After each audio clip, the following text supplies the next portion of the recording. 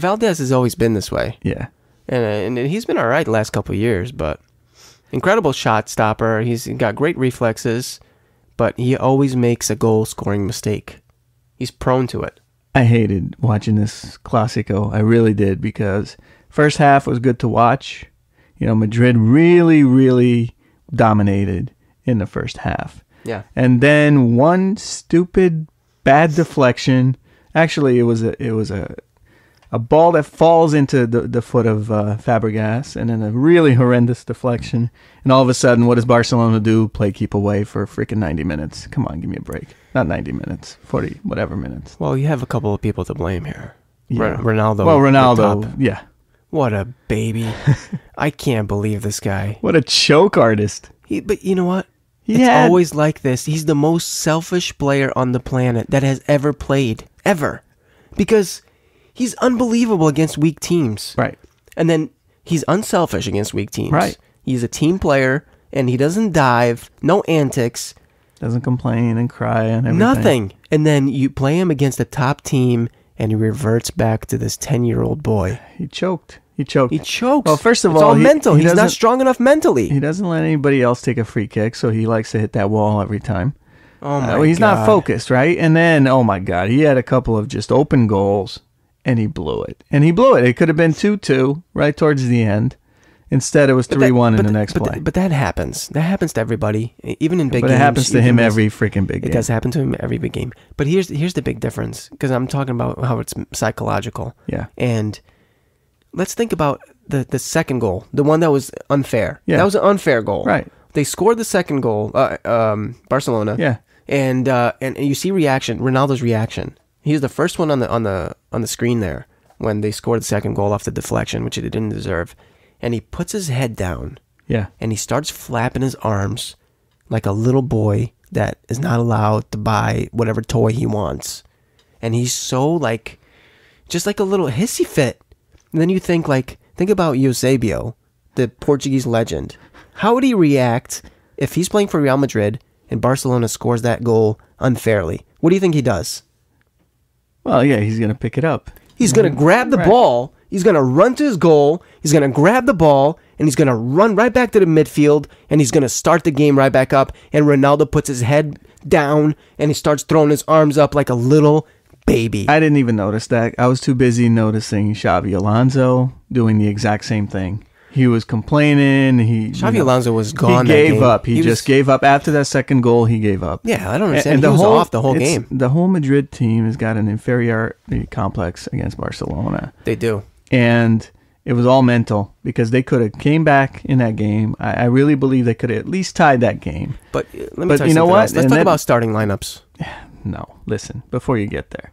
Barcelona just played keep away, and Real Madrid didn't have the heart to go and get it. They stopped. Because if they kept going, Barcelona would have coughed it up. They did a couple times without pressure. Nothing pisses me off more than every freaking article out there praising Pep Guardiola as amazing, oh, he was the reason Barcelona... Come on, give me a freaking break. It was a lucky shot, and keep away for the rest of the game. And a couple of things didn't work out. Ronaldo was, again, not right. But besides that game could have gone anyway, really. And Fabregas didn't do anything except for the goal. Right. He barely touched the ball. I agree. And he scores a nice goal, by the way. It was a beautiful goal. Yeah. And Ronaldo had just missed on the other end. But he did that twice. He missed on the other end, and they scored. Fabregas is basically better than Ronaldo at headers now. You know what I mean? And then I have one complaint here, which nobody really mentions. What? Ozil. What about Ozil? I'm gonna start calling him Slowzel. You think he's great? He disappears too. Ray Hudson of Goal TV. Oh, Avatar eyes, chameleon eyes. No, this guy. If you notice his first touch on the ball. Yeah. His very first touch on the ball. It takes him about 10 seconds to get control of the ball, and what happens is then he puts himself in an awkward position, usually by the sideline. And he's got his back to the goal every single time. Yeah, well, there's something there. I'm telling you, there's something with his first touch that's really awkward. That he stumbles on his own feet or something. I think that field was either too wet or something, because there was a lot of tripping and a lot of sliding all over the place. Well, don't make excuses. No, I'm saying not just him. Let me tell you the biggest mistake on this game. Yeah. Want to know what it was? What? Mourinho. What do you mean? No Higuain. Oh, yeah. And it was his birthday. Well, maybe he celebrated too much. That was Higuain's 24th birthday that day. Yeah. And he doesn't give him 24 minutes. Well, Benz didn't How's do that anything. fair? Benz At didn't least do give him anything. 20. Benzema was pretty good, I thought. Nah, I think Higuain would have done differently in that game. I think Higuain is a game changer. I agree. I thought Higuain deserved more than 20 minutes. Yeah. 19 minutes. Well. Especially when you're down. And he took him. Higuain, I think, was the last player to go in as a sub. Put him in first. Yes. Go for it, Mourinho. Don't be a coward. I thought Mourinho did all he could in that game. I thought he was actually pretty good. And, the team just didn't have the heart to go after it. Yeah, and then the stupid tackles by Real Madrid. Sergio Ramos at the end. What is it? This guy's a freaking Neanderthal. We've been talking about those guys. He's a caveman. We've been talking about the Madrid guys. What about Barcelona? Sanchez actually had a pretty good game, but I can't stand that guy. Oh, my God. He was very good. Complaining every freaking time. Asking for yellow cards. He didn't get one himself. Come on. Yeah, he's like Suarez in the Premier League. Yeah, do you think Messi deserved the second yellow in that challenge?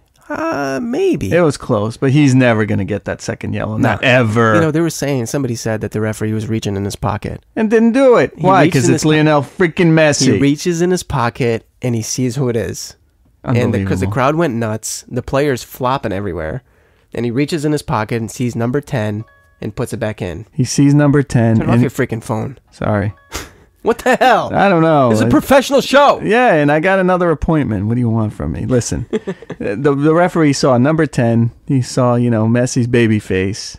Got a little, emotional. And then he saw UEFA Lona on the jersey, and that was it. Let me tell you. These guys are freaking carried. I'm going to say it. Let me tell you who had a great game for Barcelona. Not the referee. Carlos Puyol. Yeah. Owned Ronaldo with his big beer belly. Have you seen that belly of his? The guy's ancient. He's like 220 pounds. Yeah. Fat. Not even muscle. It's just fat. Beer. Belly. And he still owns Ronaldo. How is this possible? I don't know. I think he's got like the Hulk Hogan going, It's a little fat, but it's muscle too. Let me tell you something about Sanchez because you brought him up. Yeah. This guy's very good. He keeps David Villa on the bench. I know. That's big. Well, we knew. Does he move? Does David Villa move? And where does he go?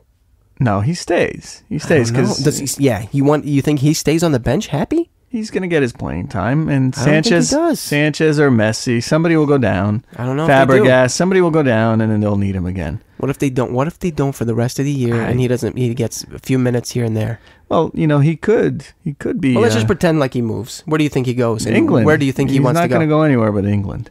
But what if he goes to Real Madrid? I don't think that would happen. I think you never know. Move. You never know.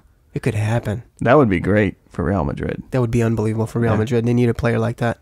But yes, they do. Besides that, Manchester United would be a good grab there too. Yeah, really anywhere, top 5 in the Premier League, as long as it's not Arsenal. Yeah, he's a great finisher. I mean, what he's done for Spain is unbelievable. So, Barcelona gets the upper hand in this game, but they're in first place for now because Madrid's got a game in hand. They'll win that, and they'll go top of the table again, and, it'll be fine. I still think Madrid's got a chance this year. It's a long season. They're, a third of the way there so far. I think this is a bigger game than you're giving it credit. I think so. I think Barcelona puts them back in their place. They're back at the top of the table. I don't think so. I think Messi is the best player in the world again. He's going to get the Ballon d'Or. Oh God! Over Ronaldo, deservedly. Now it's true. Like nobody's going to question that. And Ronaldo's going to get another 5 goals next game against some crappy La Liga team and think he's the hero when he's not because he can't do it against the good teams. I don't think Madrid's coming out of this game thinking that they got abused. I really don't. Well, Mourinho's not going to let it because you saw in the post-match comments. He was saying it was all luck. I agree with him. But let me tell you, this is his exact quote translated. Without taking away credit from Barcelona, they were lucky. They were lucky. First of all, you can't start it with a compliment and then an insult after that. It's Mourinho. He can do whatever he wants, and I agree with him. That's like when you start a sentence saying, no offense. Yeah. And then something really offensive is coming after that. You know what I'm saying? And that's what he does. No offense, but if they don't get that stupid deflection and get that second goal, there's no way they're playing keep away and boring ass Barcelona tick-tack, tick-tack. Putting people to sleep game. That doesn't happen. They're going to be forcing it, and they're going to be making mistakes. It's a different game. And there's a couple other things he said. I noted it down, and he says that I felt like we were missing something. Yeah, I'll tell you what you were missing. It's called Gonzalo Higuain, you dumbass. I knew you were going to say Portuguese wanker. What a dummy. Portugueser. But the good thing that I liked about his comments, he brought out Ronaldo. He called him out. Yeah, he did. He's Couple like, of misses.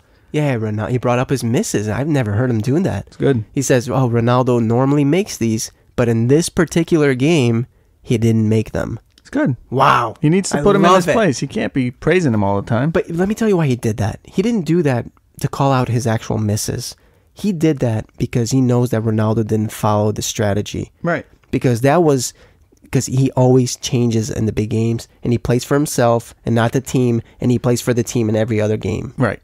Well, that's what he did in this game is what he does for freaking Portugal every single international match. I would say it was 75% of the reason why they lost was because of Ronaldo. Well, because he was selfish, and it rubs off on the rest of the players. Yes. Because then they all put their head down, they're all angry at him, and it's not the same. When Ronaldo was selfish, it's not the same. It's not the same team. No. Well, it sets up a good La Liga, for the rest the remaining of the season here. I'm interested to see what happens in January with both those teams. I wonder if they make any moves. And Real Madrid is still in good shape. They still have a game in hand, so if they win that, they're still 3 points up. Yep. So it's going to be tough. Yeah, it is. And you have to remember, even if they lose, let's assume that it's completely even until the end of the season, and they're 3 points up until they meet Barcelona again. Yeah, at the new camp. And let's say they lose that game as well. It doesn't matter. It's Spain. It's all about goals scored and goal differential. And, in that regard, Madrid's going to be right up there with Barcelona all season. So let's hope we feel a little bit better here. I mean, I'm a little bit sick myself, but I'm not going to let it get me down like you and make up a bunch of excuses. I don't have excuses. I hit a deer. Oh, I have pneumonia.